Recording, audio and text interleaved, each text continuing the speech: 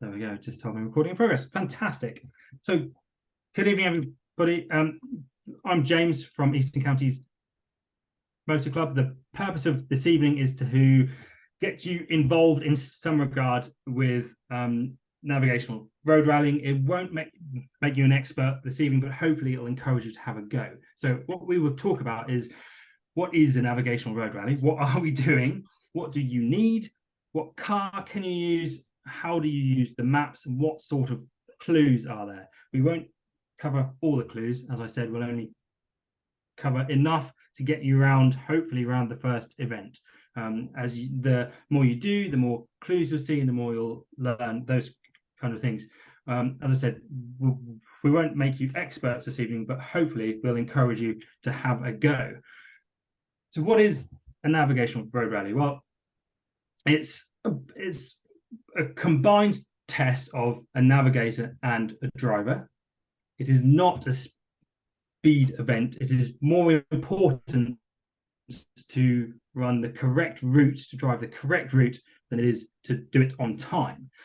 As you go around, there are code boards on the side of the road. There are also marshals along the way who check that you are on the correct route. If you miss them, you receive a fail, and that's then how you are scored. So the purpose of the timing is to differentiate between the two different. So if two people have the same number of fails, then it moves down to the timing. So if one person has one fail and is on time, another person is 30 minutes late but has no fails, it's the person with the 0 fails who would win. So that it's not a speed event. It's not about charging around the countryside as fast as we can. It's about understanding the clues, plotting them on a map, and then driving that route accurately. Hopefully that's the correct route, but that's the kind of skill of the game. So what happens with things? Well, usually you identify an event online. So Eastern Counties Motor Club have a newsletter they email. There are other car clubs, Chelmsford Motor Club, for example, ASMC, AEMC, all various associations that advertise events. Usually you register online. There will be the regs as a part of that. You always need to read the regs because they tell you which map to buy. You are required to buy your own map and take that along. You then meet somewhere, usually at a pub, where you meet other competitors. You have your car scrutineered. That is purely to make sure it is of roadworthy condition. If you're a beginner, you usually get your clues in advance, usually around an hour in advance of you leaving to start the events. So that allows you to plot your routes before you go, which means you can ask for help as well. It means you can ask everyone who's hanging around for help. Usually not other navigators though, because obviously then you're giving away the route. But there are usually people around who can help. Also, if you're a beginner, you would get a marked map. There's usually a fail of some sort, 6 fails, for example, if you use that marked map compared to using your own. But it is a bit of a get out of jail free card. In fact, the first event I ever did, I looked at the clues, had no idea what they were telling me, opened the marked map and just practiced on the route using the marked map to tell my driver where to go. If you're a novice or an expert, you would typically get your clues at each of the individual waypoints along each of the time controls along the way. Novices tend to have all of their clues at the first at the out station, whereas experts would get them handed through the window as they going. But either way, it's kind of you plot on the route. Along the route, there will be code boards. Just to see one here that says PI. That's what a code board would look like. And you write the PI in pen on your time card. The average speed must not exceed 30 miles an hour. As I said, it's not a race. It's about making sure your route is correct. Don't upset the locals. That's a massive thing, as these things are harder and harder to organize, and upsetting the locals, really, it doesn't help. And then we meet back at the pub and laugh about how well or not we've done. There are some basic rules. It's a game after all. The key one that I lean on all the time is never drive the same road twice. You should not ever drive the same road twice. A crossroads, if you're turning left twice and your path does not cross, might be included sometimes, but you do not drive down the same road twice. Always need to stop at giveaway signs and stop signs. We always stop at those, and there are often marshals out and about keeping an eye, making sure you do stop where you're supposed to.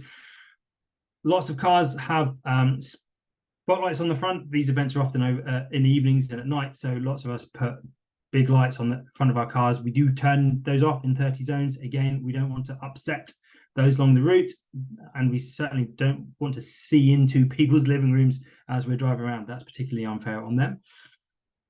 There are often quiet zones around, so there are sensitive areas where there are horses, for example, or people who or built-up areas, or people who've specifically asked that we don't make too much noise. So that's called a quiet zone. You need to be as quiet through there. Obviously, the highest gear your car can manage, no spotlights, those kinds of things.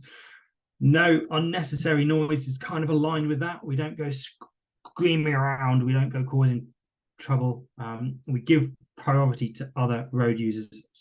Certainly, it's actually easier to let them, for us to get out of the way and let them do whatever they need to do, than for us to try and push past, and then they do something unexpected, and it always takes a lot longer. So common courtesy is kind of to keep out of the way and let them do their thing, and then that usually makes our lives a lot easier.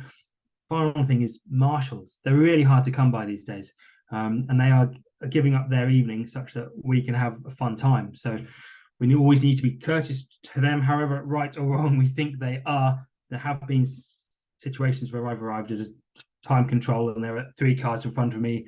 The marshals are dealing with those 3 cars, and thus I don't get the time on my time card that I want because I've had to wait whilst they sort everybody else out. That happens, unfortunately. That's not the marshal's fault. Don't shout and scream at marshals. It doesn't help anything. And we really need them to run these events.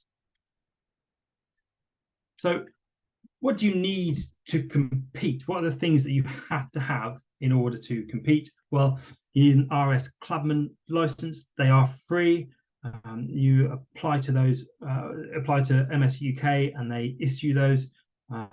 You need to be member of a motorsport club. Eastern Counties is a great one to be a member of, so that's a good start. But obviously there are a collection of clubs around the country. You just have to check in the regulations that your club is authorized to and accepted in the entry list.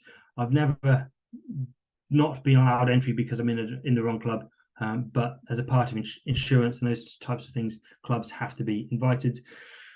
The vehicle you are using has to have an MOT certificate, so it has to be roadworthy, and you do have to have insurance for the event. You can either get that on the event, or the organizers include a link to buy specific event insurance. If you do loads of these, you can just add it on the car insurance. If you've got a motorsport style insurance through Reese or Haggerty or one of those, they will add a road cover onto your insurance, such that you don't need to buy the additional insurance every time you attend an event.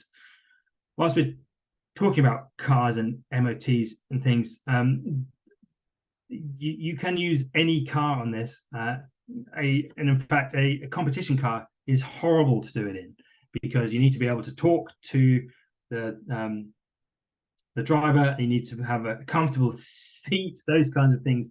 And if you're in a roll cage and buckets, is actually not particularly fun. Just a standard road car is actually as good as any for this type of thing, as it isn't a speed event. It's about having your route correct. So, but the vehicle does, of course, need to be roadworthy, and that will be checked. There will be a scrutineer at each event who will just make sure there's no play in the steering, that the brakes work, and all that kind of stuff. We need to keep both you, but also members of the public, safe. What else you need are some gadgets. So lots of people have lots of different things. Here in the map of the picture, sorry, are the things that I have collated along the way. So a map board, a big piece of cardboard with clips on, allows you to clip the map onto a sturdy piece of cardboard. It doesn't have to be cardboard. Some people use plastic, but if you're just holding a map up as you go around, it flexes. It's a real mess. So ideally, you would clip it onto a piece of cardboard. Aroma, that's this thing. That helps you to plot various elements of the. So if you're plotting a grid reference, for example, there are the top corner there tells you what you need to know. Often there's quiet spots within a certain distance. The circles in there allow you to understand what those distances are. You need a head torch because often you're in the dark. You can't have an interior light on because that will upset the driver, but a head torch, any head torch, is perfectly fine. Pencils, the softer the better. Lots of people talk about a 2B. I actually use a 4B, but a 4B is hard to rub out after the event. I don't rub it out. I go and buy a new map. But a softer pencil is better. Lots of people actually use retractable pencils because then if you break it as you're going around, you can just punch another one through. Highlighters, you are not allowed to add additional information to maps, but you are allowed to accentuate things that are already there. So highlighters are useful. Clipboard, I actually put my time card on a clipboard because, again, it's another thing that's really easy to grab. So when you get into a control, you can just grab the clipboard. It's then easy to write on for the marshal as well. Travel tablets, if it's your first event, it's probably worth taking a travel sickness tablet of some sort, because the last thing you want to be is sick on the way around. A Quells or something along those lines are the ones lots of people suggest. I used to use those. I don't anymore, but certainly there are other brands available. But it's worth making sure that's not going to be an issue for you. And a map, of course. And the final thing that always comes in useful is a sense of humor. The more cross you get along the way, the worse it's ever going to become. You're far better off laughing about the whole thing than being angry or upset with either your driver or yourself. And actually, it's only a bit of fun, isn't it? So there's no point taking it too seriously. Maps, there are loads of locations you can get maps from. These are the three I've used in the past. Waterstones, I think, sell maps of other places on the high street. They're typically the OS Land Ranger map, and they will tell you the number of the map you need. There may be more than one. You may require multiple maps. As a favorite game is to cross the border on 2 maps. So in the regulations for the event, they will tell you which maps you require. I personally always buy new maps for each event. There's no requirement to do that at all. It means I've got about 5 of the 134s now, but it just means that I know when I go to it at the start of the event, it's fresh. You will be handed a time card. Hopefully I won't have my thumb in the top of it, but this is what a time card looks like. And this is the only thing I have always found particularly confusing. So this is, and they look in many different forms, but most of the ones I've seen have been in this form.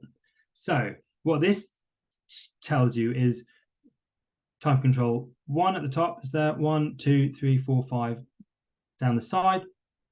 It tells you how many minutes that section is expected to take you.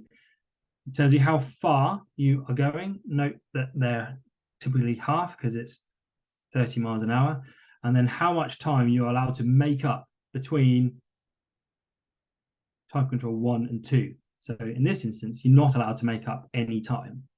So when you leave time control 1, the marshal will circle the time that you have left. And then when you reach the next time control, the marshal will circle the time you arrive for the next time control. You are not allowed. So why it says 47 there is because my out time was 1947. So that's then the times from then on. And because it's 13 minutes is the first section, if we add on 30 minutes, that's where we get to the zeros. So that would be 8 o'clock, 8:01, 8:02, 8:03. So you are not allowed to be earlier than 8 o'clock. You'll get a penalty for that because it would be assumed you've been traveling too quickly. You are allowed, however, to be at any time within, in this instance, 15 minutes from 50 minutes late into the control. In the boxes here, you can write in the code boards you see along the way. There are 8 boxes here. There may not be 8 code boards. The number of code boards will vary, and it's unlikely there will be as many as the boxes on your time card. So we left there at 47 minutes past 7, and there's every chance we'll be late. We arrived then at 8:05 because we got a bit lost, and it actually took us time just to work a few things out. So then the marshal circles 8:05, and the next time control 3, we were allowed to be 1 minute early. So we can arrive at 8:20. We cannot arrive at 8:19 because that's too early. You are allowed to sit and wait around the corner. So if you are early, you can, as long as the marshal can't see you, then and you arrive at the marshal on your time, that's fine. There have been instances as a beginner when I've been really lost, and we've actually arrived really early because I've missed out a bunch of the route. In that instance, the marshals will be kind to you. They're not going to mark you down substantially. They've always just asked me to wait out of the way. And then they'll check me out on my due time. And another trick is if you are 1 minute early, is to not hand over your time card because he can't sign you in until he's got your time card. So if you are 1 minute early, just hang on to the time card and only hand it over on your actual time. So that, I think, is the most confusing part of the whole evening over. But again, as beginners, the organizers are there to help. Everybody wants you to have a fun evening. Everybody wants you to come back. No one's here to catch you out or make it a difficult evening unnecessarily. Everybody kind of, it's supposed to be good fun. And if you have a fun night, you'll come back. And that's what we all want. How to read a map. I'm hoping most of you have looked at a map before and you know what an Ordnance Survey map is. However, we'll go through some basics of an Ordnance Survey map. So if you hold it in your hand with able to read everything normally, then the map itself is heading north. So that way is north. As the compass points are always useful. You may recall from school, never eat shredded wheat. Well, that's I draw that in lots of different places, that just kind of as a handy guide to the direction in which you are traveling in. The colors of each road denote their road type. That's important because it's likely to come along. And on many instructions, not all, you have to check for it, but on many it says CRO. there, and that means coloured roads only. So what that says is this little white road here, you're not going down that. It won't be mentioned anywhere. Likewise, this white road there, it won't be mentioned anywhere in any of the instructions because it says coloured roads only. So that's worth noting. Symbols are landmarks. So there's a church there, for example, solar farm there, and pylons, and they're often used as clues. There's another one there, look, church and things. So they are often used as clues, so it's kind of worth knowing what they are. This here is a spot height. The point on the road is where the spot height is, so that one is 89 meters. And note the grid numbers everywhere too. So up the side and across the top are grid numbers. What pretty much everybody does when they receive their map is to highlight the grid numbers. Well, let's see if I can do that here. Highlight, there we are. Is to highlight the grid numbers, because when you are in a hurry and you are looking for a grid number, it's much easier if it's highlighted. You are not allowed to add additional information onto a map, so you can't draw all over it before the event. What you can do is to highlight existing elements on the map. So I personally highlight all the grid numbers. I have friends who also highlight all the spot heights, usually in a different color, because they know they are, for example, spot heights there, because they know they're going to come up along the way. So it's I'd use a different color. Should we be clever there? So that, yeah, so highlight all the, because then at a glance you can see where all those things are. So if you're able to do that, and that's another reason why I use a new map every time, because then if I've written all over it, marked everything up, then I know I'm going back over it again and making sure I've highlighted everything I need to highlight for the event. James, do you mind if I just jump in with a question from Wayne on this very point? He has asked, can you add additional grid reference map numbers onto your map? No, because that's adding additional information onto the map. If you were to do it on your first event, no one will worry about it. No one will pick you up on those kind of things. But that is officially, that is adding additional information onto the map. You're not allowed to do that. Brilliant, thank you. So then how do we read a grid reference? What does that mean? So the first thing I'm going to do here is to highlight the grid references. Highlight pen in yellow, and I've added them at the bottom as well as at the top. So they're a little garish at the bottom, but it's easy to see. So what we do is we go along the corridor and then we go up the stairs. So we always go along first.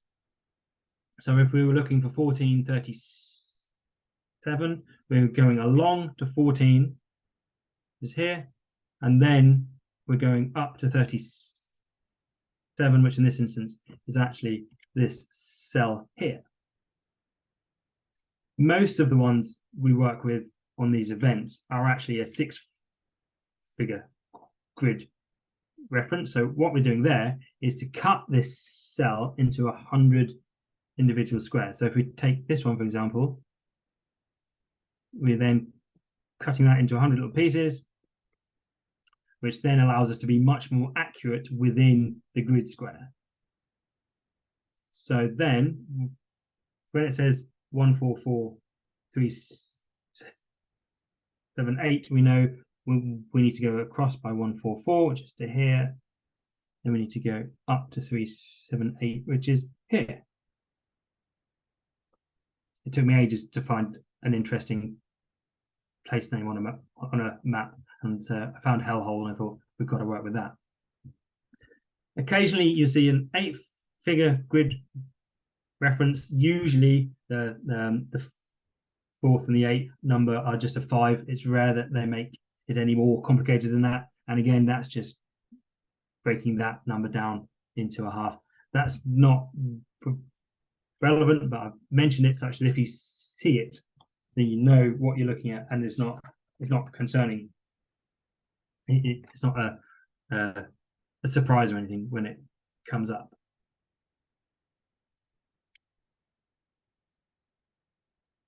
So now we've got the basics. Oh yeah, sorry. This is where the Roma comes in. So if we're at 144, we can go along to 144 and then up by 147, 148. These Romas are really helpful for this kind of plotting. I actually have 3 in my nav bag because I always lose one on an event that often turns up in the car somewhere. I have one on a lanyard, but that doesn't really work either. But they are a really helpful tool. So it's definitely worth having one in your navigational bag if you can. So hopefully you all understand the basics of this thing. So we're going to arrive at a village hall. We're going to get some clues, and then we're going to plot those onto a map. In the background here, you'll see a few of the clues I've received along the way. There is even a footprint on one of those to evidence its authenticity. But we will talk through what the most basic ones of these are now.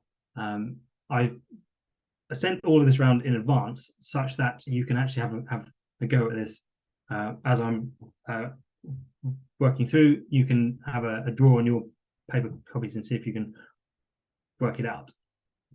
So that and there are loads of different types of clues. These ones are just a few to get you started. Hopefully these will get you most of the way around your first event. That's the plan here. So typically we'll just be talking about a good references, and so we will start with those, talk you through some spot heights, the grid lines. There's some that are turn left and turn right. There are some that are road colors. They're actually the ones I find the hardest now. Tulips, and then the herringbone. Lots of people hate herringbones. They're scared of herringbones. I was for a long while, but actually once you work them out, they're quite straightforward, quite intuitive. So we're going to start with grid references. The instruction you will receive will be something along the lines of starting at 136374, past the following references in order using the shortest route to 186370. Colored, so that the key things are we're going to start there and we're going to end here. So the first thing I always do is to plot the start and then the end. So normally you would know the start because you're there, but knowing where you're going to is the next most important thing. And then if you get lost or you can't work out the route or you can't work out your instructions or anything along those lines, you can just drive straight to the next control. We'll wait around the corner until your due time. Of course, you'll get your fails for missed code boards, but it keeps you in the game. Typically, if you are more than 30 minutes late, then you're out of the game. So anything, so you need to just be aware of keeping in time. But colored roads only. Then we have 3 grid references.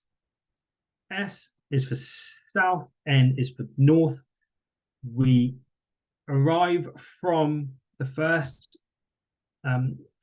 direction and we leave towards the second direction. So we arrive from the south here and we are heading to the north. Likewise, the other 3 pillars, they don't always have directions or compass points on them, but they are certainly handy. The easiest way to read those or read these if you're in the car and you're plotting this, actually this is where the drivers start to come in. This is where we lean on our drivers for help. They don't just get to ride around the countryside and enjoy the evening. They actually have to do some work. What I always do is to hand my instructions to the driver and tell them to read it to me. when you are plotting a grid reference, ask them to read you the 14 and then the 38. And so we go along the corridor and up the stairs to find the grid square that we are looking for, and then ask them to go back and do the 9 and the 3. Sounds a little bit peculiar, but actually it's the easiest way of making sure that we do this correctly. So the first thing we're going to do is plot the start. So it's at 13, 6, 37, 4. So we're going along to 13, it's here. Then we're going to go up to 37, so we know it's in this square. You can't see me pointing, but I'm doing a little mark. And then it's 13, 6. So we go along to 6 is roughly there. And there's only one road there, so we know pretty much we're going to be starting there. So that's the start. And we finish at 18, 6, 37, 0. So again, we're going to go along to 18, which is the last cell along the bottom, up to 37, which is this here. And then 18, 6 is around about there somewhere. There's only one road there, 37, 0. So that must be where we are headed to. Next, we're going to plot each of these individual grid references. So we'll start with 14, 9, 38, 3. So we're going to go along 14 and 38. 14, 9 must be sort of here somewhere. Just towards the end of 38, 3 is about there. And we know we are coming from the south and going to the north, so we must be heading that way. You tick that off. The second one is 15, 7, 39, 7. So we're going to go along to 15 and up to 39, which is this cell. And it's at 15, 7, 39, 7. So it's pretty much there. And this says from south-southwest to the north-northeast. So we know we're going that way. Tick that one off. Then the final one is 17, 6, 37, 8. So go along to 17, up to 37, 17, 6 is around about here somewhere. 37, 8 is near the top. You go along the corridor and we go up the stairs, and it's there. Roughly. Either way, it's not going to be over any further to the east. So that's where it is. We know where the end is because we've already marked that. And we know we're coming from the northwest, so we know we're going that way. So then our route must be, I have to excuse my appalling pencil skills, up to the top. Shortest route, so we're not going to the top. That is where we were going. And then we come through, nice and quiet through Gresham Village, and then we're going to come down here, and then we're going to go to the end. Does that make sense? Some nods. Brilliant. So that is, so if you can't read a grid reference, you're in trouble before you even start. And that's why I started with a grid reference, and because that's where how we mark our beginnings and ends, but also we use grid references across the event on as clues. This is there. I've had a few where there have been 5 or 6 grid references in a section. But there are not loads, particularly as a beginner. It's usually relatively straightforward, and you can put this in advance as well, which makes it all a lot easier.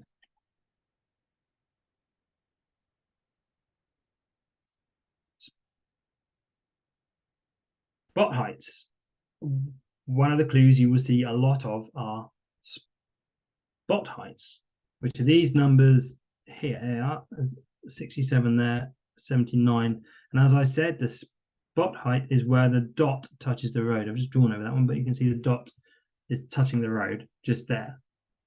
I've marked on the start and finish because it's exactly the same, no points. spending time there.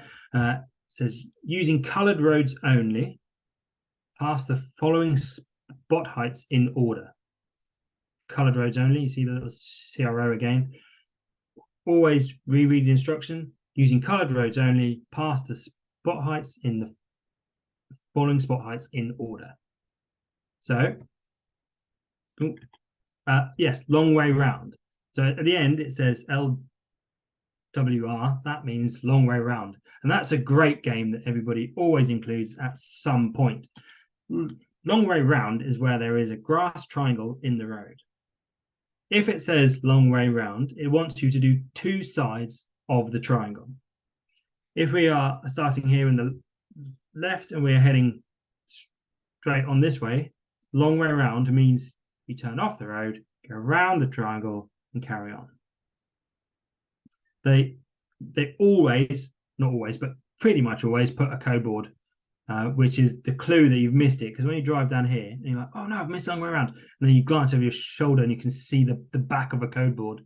That's when you know you've missed it. But long way around means you do two sides.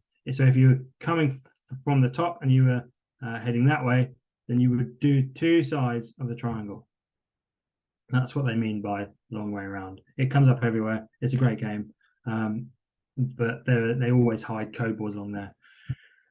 Spot heights. What we're looking for then is to go past these spot heights in order. The first one, we know we're leaving to the east because it tells us to the east. The first one is 87. Well, that's really easy because it's just there. So we can circle that, park it, pass it, mark it off. 89 is the next one. So we have a look to see, can we see where 89 is? There's an 89 there. That would be the most obvious one. So it must be that one. We can cross that off. 62 is next. Where else can we see a 62? Now you're starting to see why people highlight spot heights, because it actually just makes them a little bit easier to see at a glance. There's an 87 there. There's a 62 there. Now we can pass this 87 because it's not on our road. You see where the point is. It's not on the road we are going along. So there's a 62. Cross him off.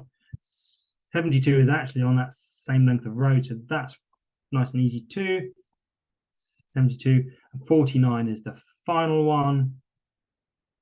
There's a 49 just there, and actually we can see it's on the junction. We know that's a long way around, so that must mean we're turning off and back again on that 49, and that means the shortest route between these points must therefore be to drive around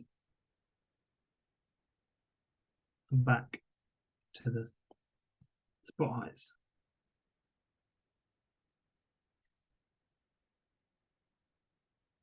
So that one is one of the easier ones to do. The challenge with that is just looking on the map and finding the spot heights. I did one of these in the Fens near King's Lynn. All the spot heights were ones and zeros. So to find my way, in fact, I found a -3 actually at one point. So to find your way around on spot heights was quite a fun game with them. But hopefully that clears things up a little bit. We're looking for a number and the point on the road.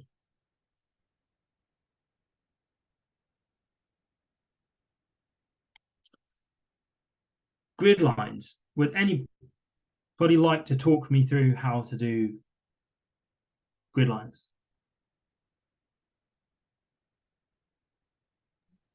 I can give it a bash if you want. Yeah, great. So my understanding of grid lines is you have to cross the grid line numbers in the order that they are written. So from number 14, which is your first one from our start point, you've first got to cross grid line 14, which is the one to the right.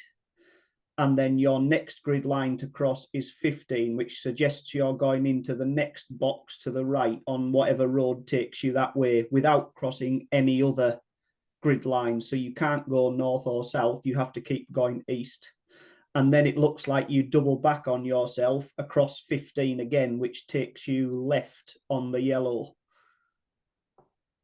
followed by 38 because you're traveling upwards. So that kind of method. Yeah. Where do we go here? Back across 15, so to the right. And then 39 is next, which means you must have to go effectively straight on that junction to hit 39 next. Yeah, that's north. That's there. Yeah. And then because we're coloured road only, we're going 16 is next, which means we've got to take a right somewhere, but we can't use the non-coloured road. And we must just about stay under grid line 40, it must be, because 16 is the next one we cross. So we take a right on that little yellow to cross 16. And then we are back down towards Gresham again to cross 39 next. Yeah. Followed by 17, which means we've got to take a left from direction of travel that takes us. Yeah, I'm trying to look. We're traveling south, so we're taking a left as we travel towards sort of Gresham village, I suppose, still, and that gets us across 17. And then we've got to go south next, which is tight with the second road, but that looks to go across 18 first, which means you then must have to keep going south to hit the 38 first. And then you're going 18, which could take you left or right, but considering the finish is at the bottom, you probably should go for that one.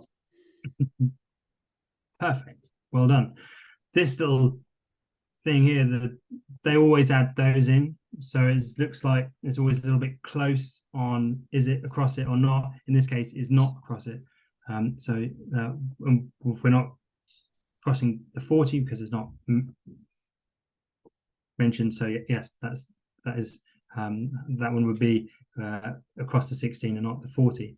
And as you say here, there are two options at the end, and there are sometimes options where there are two options that it could be. We're looking for the shortest route always, so we work out what the next one might be across that. Great, well done. Some people give basic clues, they give directions. So we're going from the same place, so I've marked them in anyway. We're following the directions, and they are turn left, straight on. Most clubs would give you a glossary of these terms to make sure that they're not always exactly like this. So TL means turn left, SO means straight on, ML means miss a left. So again, that can catch you out. Make sure you reread the clues. TR, turn right, turn left, turn right, miss right. Anybody like to talk me through these?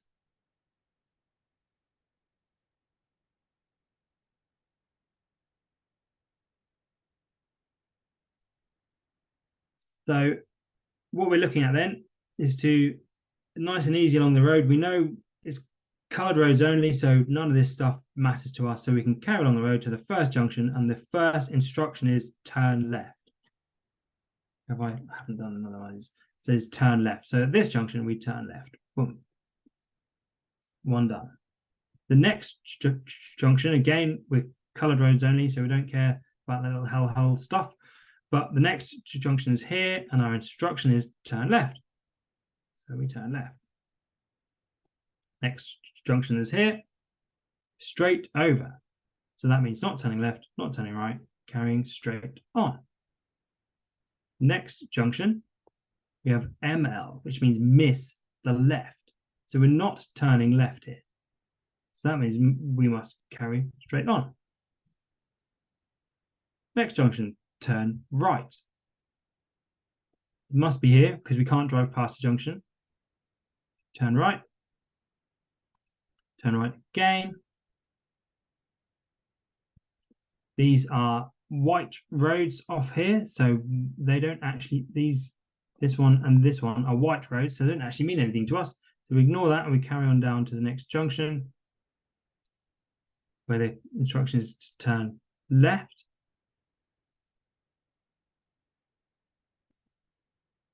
Turn left, which is left here. Then here, we're going to, next one says turn right. It says turn right, so we turn right down there. We reach the T junction at the end. The instruction is turn right. Going down this road is white, so we don't care about that. And it says miss a right. And that's how we get to the end of there. It may look like it's actually quite easy to do this, or these ones, on the road as you're driving. And in fact, after a couple of goes, it is quite straightforward to do it on the road as you're driving. However, I still always plot them on a map because that makes sure that I'm not having to do any thinking as we're on the move. I'm just following the pencil line on the map. But that is a relatively straightforward instruction. Another way of doing that same thing is to detail a road color. So the only slight, so each of these characters here, from 307 349 to 206 358, follow the following road colors, colored roads only. So then there's a list of each of these letters is a color. So yellow, green. There are two types of yellow road. That type is a little yellow, and this type is a big yellow. That's the differentiator there. And what this is telling you is you will arrive on the little yellow road, you will pass a green road, and you will leave the junction on a green road. So I've already marked in the start and the finish here. So as we drive down from the start, we reach the green road, and it says you will arrive on a yellow road, a little yellow road. You will pass a green road, and you will leave on a green road. In this instance, we don't know which way to turn here, because we could turn either way and we would still achieve that instruction. So what we have to do then is to look to the next instruction that says we will arrive on a green road, we will pass a green road, we will leave on a little yellow road. So if we head south here and we turn right out of the junction, what the next road we see is actually a big yellow. So that means it cannot be that direction. It must be the other way. So we must turn left here, head to the north. The next junction says we arrive on a green road, we pass a green road, and we leave on a little yellow road. So that must be here. We must go this way. So we trundle all the way along there, nicely, and then we reach a red road, which is good because that's what our instruction says we should do. Arrive on a little yellow road, pass a big red road, because they're all big red roads, pass a red road, and leave on a red road. Now again here, turning left or right offers this, would achieve that instruction. So we have to look towards the next one. So this one says, we arrive on a red road, we pass a big yellow, we pass a red road, and we leave on a brown road. So if we were to head south here, the first junction we meet is a big yellow road, but also there's only one road, and we're expecting to pass two roads. So that must mean we head north, as that gives us a crossroads, which is four roads. So red, we arrive on a red, pass a yellow, pass a red, and leave on the brown. So then we must then go down the brown road. when we reach the end of the road here, we arrive on a brown, we pass a green and leave on a green. Well, again, we could go either way and satisfy that instruction. So we have to look to the next one, which says we're on a green road, we arrive on the green road, we pass a little yellow road, and then we leave on a green road. So if we were to head north, that's a brown road, so that doesn't count. So if we head south, there we see our little yellow. So we know we're passing that one, must turn left, go straight on until we reach green, green, yellow, which is arrive on the green, pass a green, and leave on the little yellow. We know we're going that way because the finish line is there. We know we cannot travel the same length of road twice. So we can't pass this junction because we've already traveled along this stretch of road here. So that must mean we have to turn right there. And then that's where the finish, where the time control is.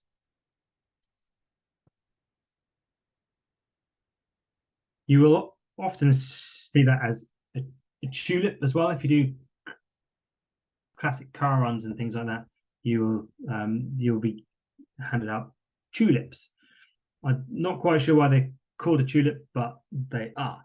So with these, you arrive from the dot and you go to the arrow. So they're actually relatively straightforward. It looks confusing, it looks a lot. A systematic way through will allow you to easily understand what we're doing here. So we're going to arrive at the first junction. The tulip says to turn left. So we turn left. Get to the next junction. There has to be a tulip for every junction. This one says turn right. So we turn right. And then there's not a tulip for this junction because it says coloured roads only. So then we know we don't have that, there's anything for that junction, so we reach the end. This one says turn left. Arrive at the dot, we leave at the arrow, turn left. Crossroads, you see they're denoted by the is drawn as a cross, so we know we leave. In this instance, we've started by orienting the tulips in the direction of travel. They're not always like that. They're not always in the direction of travel, but these ones are until this point. So we're going to turn left at the crossroads. We trundle down there. Then the next junction, the tulip says turn left. You see now we're not oriented to go to the road. I'm going to turn left. We pass the little yellow road, and that says go straight past. So we're going straight past that. And then the final tulip is turn right. Turn right. Find the finish line. Again, it looks quite confusing the first time you see it. Actually, as soon as you start to plot it, it makes a little bit more sense. Which leads us on to the herringbone, which is the one everybody hates. But actually, it's just the same as the tulips, but in a long line. So you start at the circle and you leave to the arrow. What I would always do is to turn it north, south like this. I always write miss a left, miss a right, because what this is telling me here is that I don't take the road on the right. And in this instance, I don't take this one, I don't take the road on the left. So miss a right, miss a left, miss a right makes it a lot easier to talk through if either I'm reading it out to somebody or usually the driver is reading it to me. it's a little bit easier to understand what they are saying. I always get lost on these things as well. So I write numbers in, a number each of the junctions.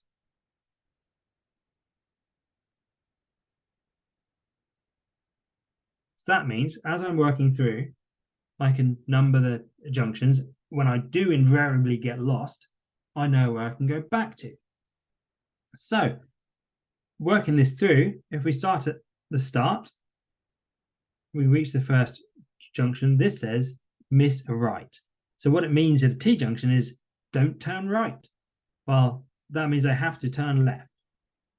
I'm going to write a little 1 there, because then if I get lost, I can reference back to it. So we've done the first one. The next junction, it says miss a left. Well, there's not a left turn here, so the left must therefore be the straight on, which means I have to turn right. I'll go through that again.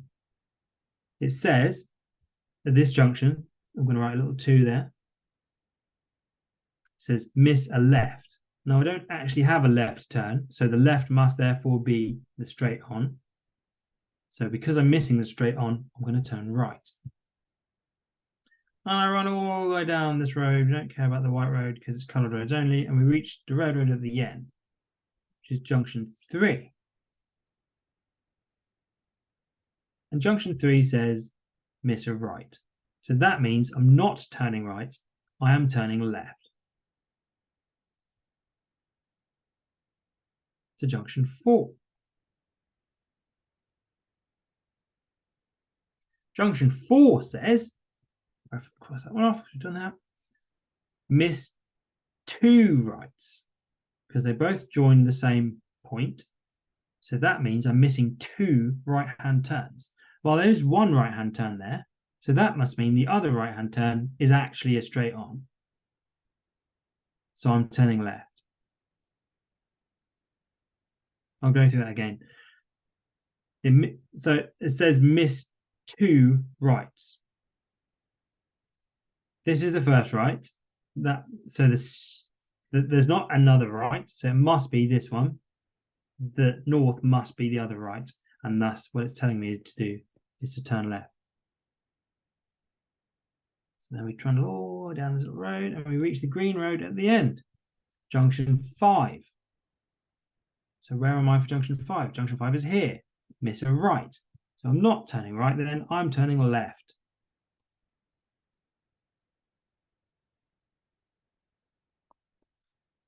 Junction 6 says miss a right. Well, there is a road on the right, but we're not going to take it because it says miss a right. So that's 6. And again, that's right, that was 6 in there. Now we trundle down, and this must be junction 7, and that says miss a left. Well, there isn't a left there, so the left must be the straight on, so we're going to turn right and get to the end. Would anybody like me to re-explain any of that? Because the herringbone is where everybody gets scared. What I actually did was to ring a friend who does a lot of these and ask him to send me all his herringbones.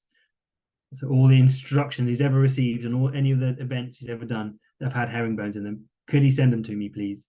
And I spent a Sunday just working through herringbones and drawing them and practicing them until it became relatively straightforward, and certainly to the point where I wasn't scared when I opened it and there was a herringbone. I didn't think, oh crap, now what am I going to do? It's actually allowed me to practice it.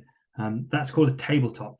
So there are tabletop rallies where you do this on paper, but you don't actually drive it.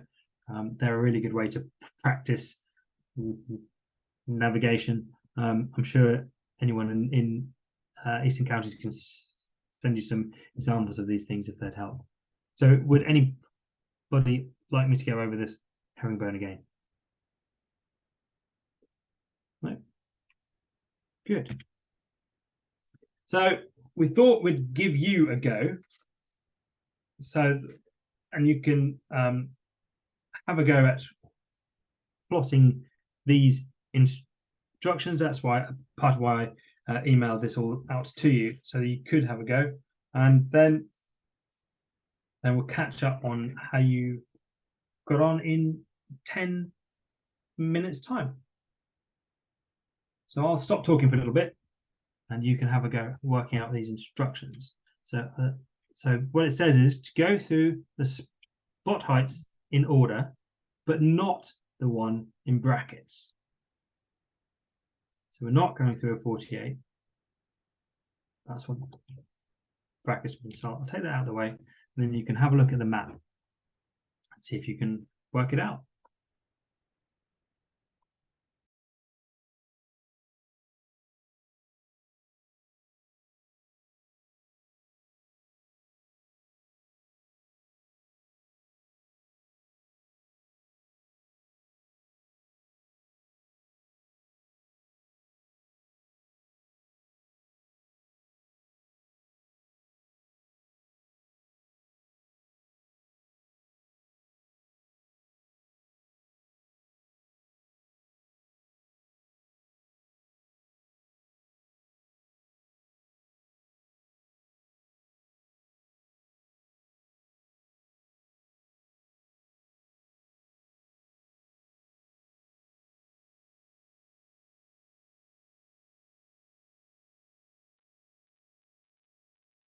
Do feel free to ask if you need any help.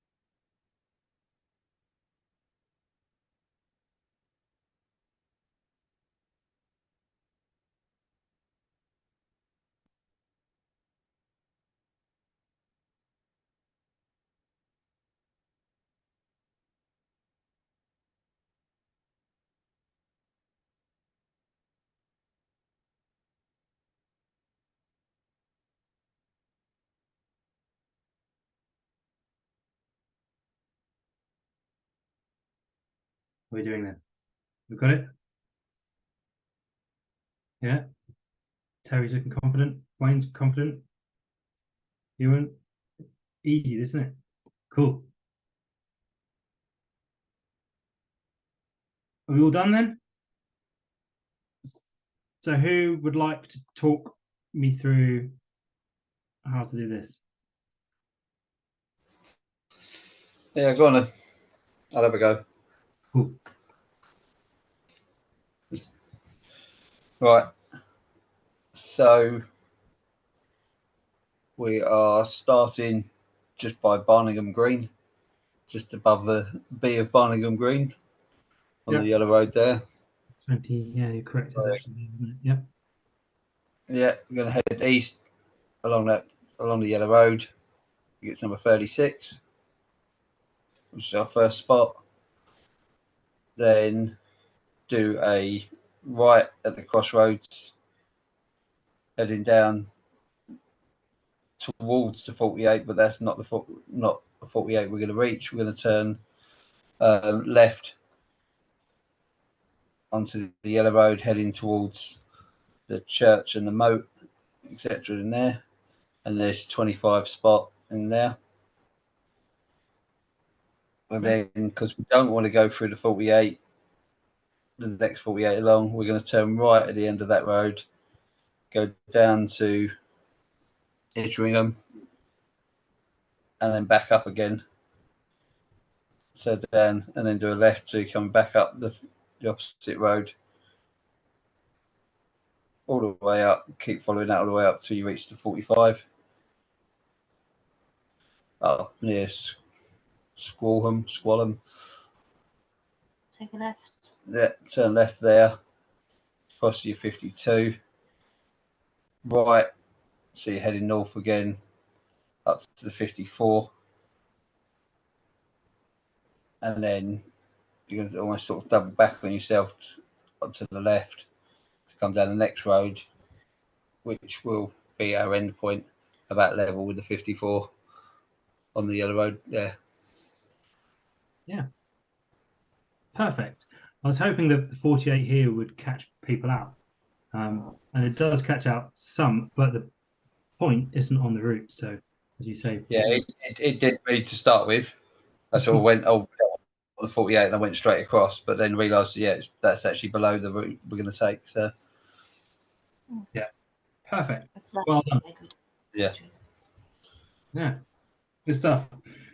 So that's it for this evening. So there's some basics. Are always read the regs because you need a map, so you need to go and buy one of those.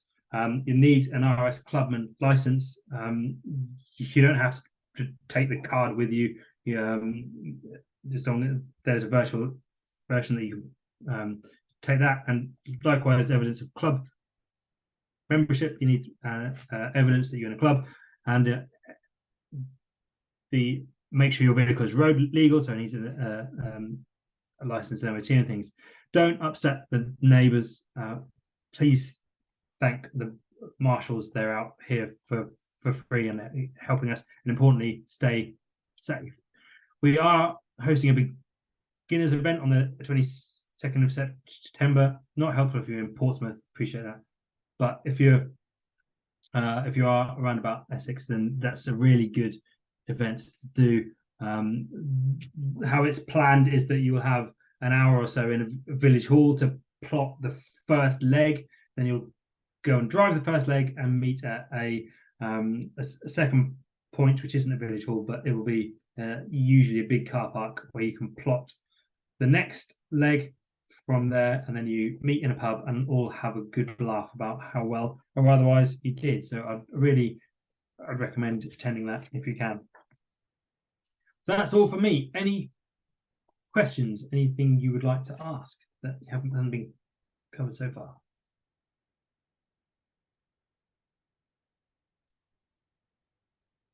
Yeah, I was going to ask that. You mentioned there are 2 legs. Is it normal for sort of 2 or 3 legs within an event, or is there sometimes it can be one? Most of them, if it's a 12 car, it's in an evening, so it's only a couple of hours or so. So there would be 8 or 9, up to 10 sections that you would just roll straight through.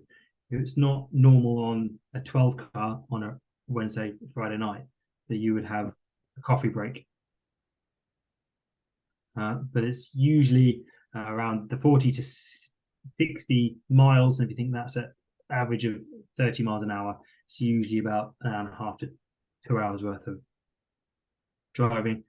I did once have a driver who was getting faster and faster and faster, and we were loads of time, and he was getting faster and faster. I said, "John, what's the problem?" And he said, "I really need a wee." I said, "Well, stop then." No, he stopped. He had a wee and we were still on time, because that does start to be an issue. But it's, yes, that's usually how they roll.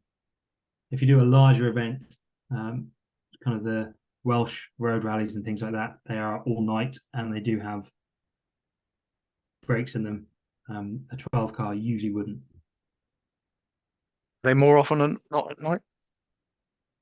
We try and run them at night because then you can tell if anybody's coming the other way. And that's they are usually in the dark. So they typically start at around about 8 o'clock on an evening and finish at 10 o'clock-ish.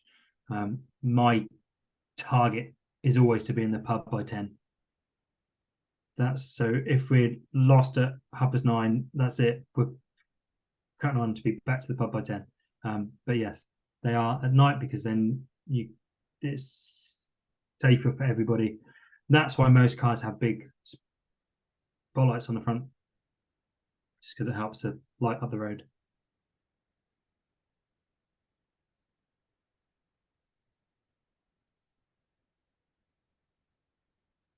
Any other thoughts, questions, queries? Is there a place where there might be other types of clue that we could come across, or is that just unique and down to experience of doing different events?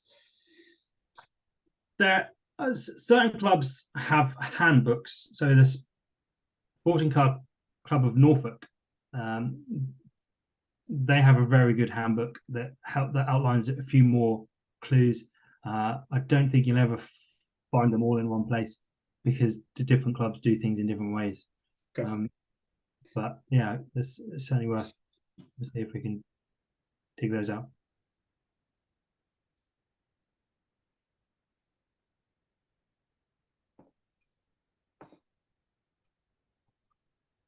Any vehicle, yeah. I've done them in my mum's GLA Mercedes. That's the only car I've ever been car sick in, but it was so a Land Rover is fine. Competition car, I'm not sure a rally car, like a purebred rally car, would be allowed.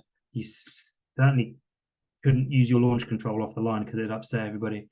But it wouldn't be a particularly comfortable evening either, to be honest. I have an MG-ZR, and I've just put this standard exhaust on it because it was too noisy having a competition exhaust, and I got a sore throat. So I've actually ended up going back to pretty much a standard car. So I've just checked, and I've just popped the link in the chat from Motorsport UK's street car website. So they've got a really handy checklist which you can go through to understand which cars are eligible and which may not be. So as James mentioned earlier, you need a valid MOT, be taxed and insured for road use, which of course is going to be anyway. Paintwork needs to be all in one colour with no primer visible. Standard wheel arch extensions and all major internal trim. The engine can't have any more than 4 cylinders, and in terms of lights, you can't have any more than 4 forward-facing beams, although I'm sure that won't be a problem at this stage because everyone's just starting out. So that website will have a really good, clear checklist of everything if you're unsure. But again, you can contact James or I at any point in time, and we'll do our best to help you. So, excuse me, electric vehicles okay on this? Yeah. Yeah, good. I'm just actually texting my driver. See if we can do it. Fab. And it's probably worth mentioning that with this beginners 12 car, we have a 12 car series that runs. So we're running this event specifically as a way to get people in, because it can be quite difficult turning up to a proper event and starting out. But if you really enjoy this event, we're now going into the season. So there'll potentially be at least one event every single month for you to do over the winter months if you enjoy it and you want to carry on. And again, entry fees are so inexpensive. It's such a cheap night out, really. Yeah, but it's the sort of thing me and him enjoy. He's actually out tonight because he's in the motorbike club and is on the committee. So he's at their club meet tonight, so he couldn't do this. Otherwise, he'd have been here as well. So, yeah, we might well be there.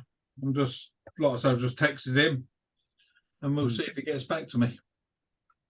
Fantastic. So I think in terms of next steps, the first two things to do if you're interested is log on to Motorsport UK and get that free RS Club and license. I popped in the chat. You've only got 5 or 6 fields to fill out, email address, that sort of thing. And as soon as you send it off, you'll get your license through to you via email instantly. So you don't have to wait for anything. That'll be there.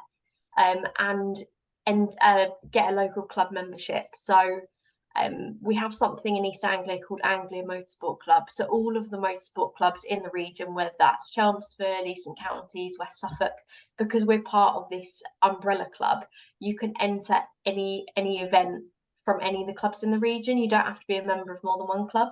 So as long as you get membership of one of the clubs that's within Anglia Motorsport Club, which we are of course a part of as Eastern Counties, you're covered to do any motorsport event in the region. And that's not just limited to 12 cars. That could be scatter rallies, auto solos, targa rallies, all that sort of thing. But if anybody does want to become a member for Eastern Counties, it's just £10 a year, and it's £10 whether you're an individual, you want a couples membership, a family membership. So it's really good value if you want to come out and have a play.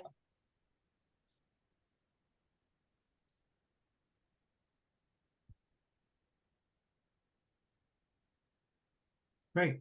Well, thank you all for coming along. Hopefully you found it a useful evening, and we look forward to seeing you out and about on an event soon. Yeah, well, hopefully the we'll be there 22nd. on the 22nd. 22nd. Great. See you all then. Thank you. Thanks Thank you very much. Thank you very much for Thank your you. time. Appreciate it. Thank you. No problem. Thanks a lot. Thank you, guys. Cheers. Bye-bye. Thank you. Yeah, it's been great. I can see me doing a few of these now. Cool. Thank you. Cheers.